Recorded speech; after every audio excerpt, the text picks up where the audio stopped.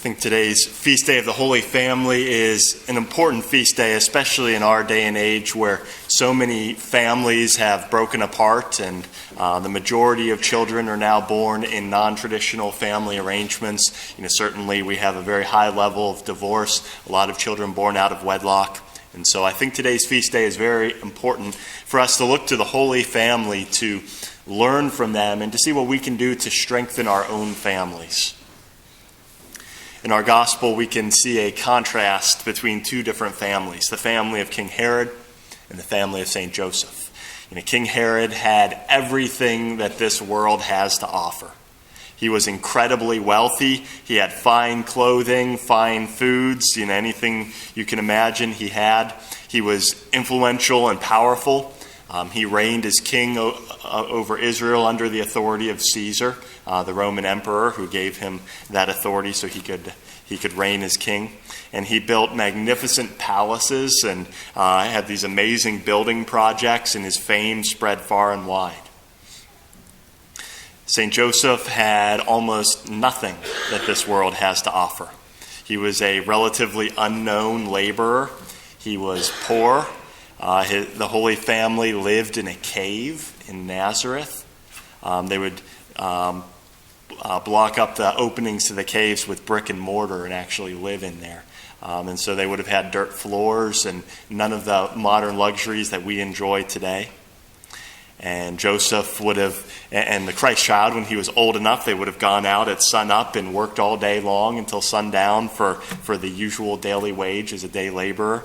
And they would have worked hard 6 days a week and had the Sabbath day dedicated to the Lord. And so they lived a very simple existence. But between these two families, our Lord chose the family of Jesus and Joseph, not the family of King Herod.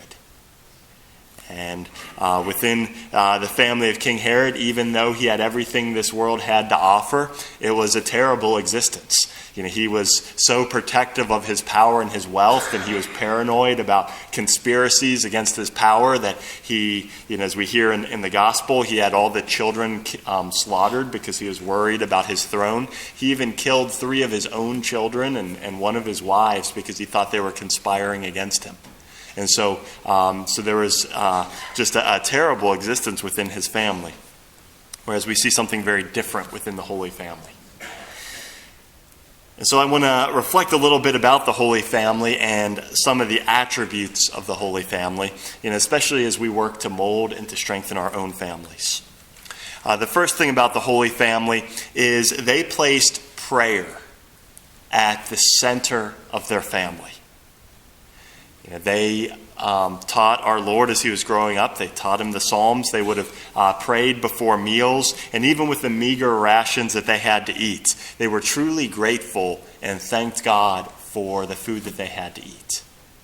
Sometimes it seems like when we have less, we're more thankful for what we do have. And so they didn't take those things for granted. Their time that they had together as a family, because they cared about each other deeply, they valued that and they treasured that. And they thanked God for the time that they had together as a family. And so they didn't have a lot of the material possessions that a family like King Herod had, but they had a wealth and a richness that was far greater. And so because they were grateful for what they had, in authentic gratitude, they offered that up in prayer to God. And it trained them in the virtue of gratitude. And so even though that they had less than any of us here in this church today have, they would have been very grateful and very happy for the blessings that they had. And so that's one thing that we can reflect upon is within our households, are we detached from wealth? And are we truly grateful for where we can find true wealth and true happiness? Are we grateful for the blessings that God has given to us? And is that reflective in true and authentic heartfelt prayer? The second thing about the Holy Family is that Joseph and Mary said yes to the gift of life and to God's will for them, even when it was different than what they would have expected. They welcomed the Christ child, and not only him, but they became the spiritual parents of the entire church, of millions and millions of people. The Blessed Virgin Mary is our spiritual mother, and St. Joseph is the spiritual father of the church. And so they said yes to the gift of life?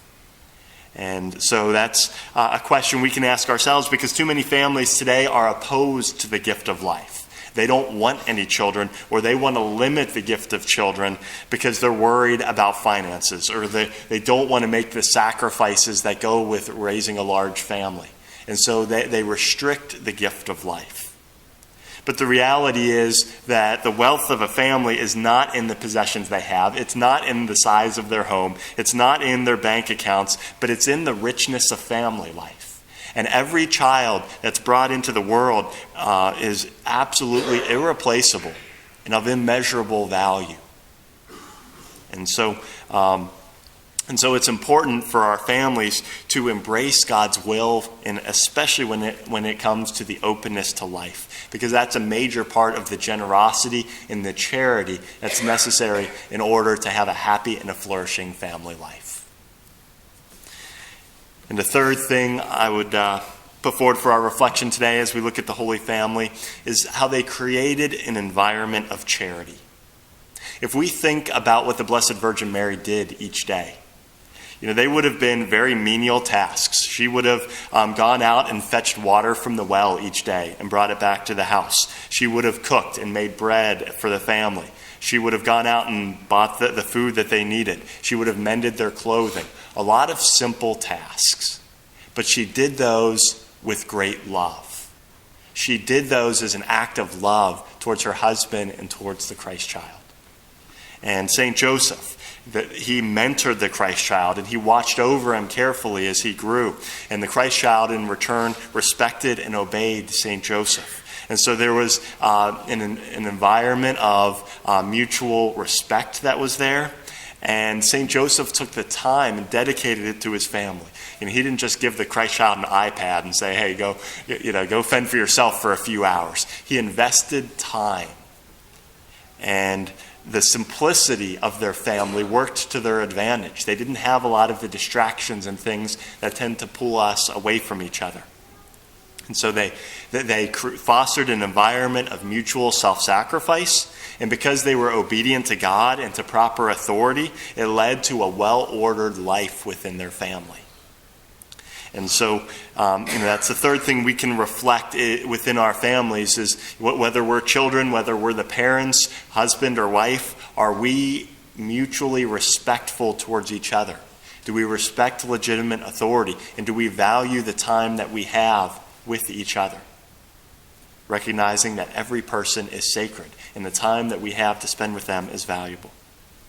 And so on this feast day of the Holy Family, I encourage each one of us to reflect upon our own family life. And this is perhaps a good opportunity for us to have a family discussion, for husbands and wives to talk with each other and to talk with your families and to ask the question, what are we doing well within our family? And what could we be doing better? As we look at the example of the Holy Family, what could we be doing differently to enrich our family? And to reflect on these things, are our families centered on prayer and authentic gratitude? Are they open to God's will and open and generous towards life? And do we create and foster an environment of charity within our family?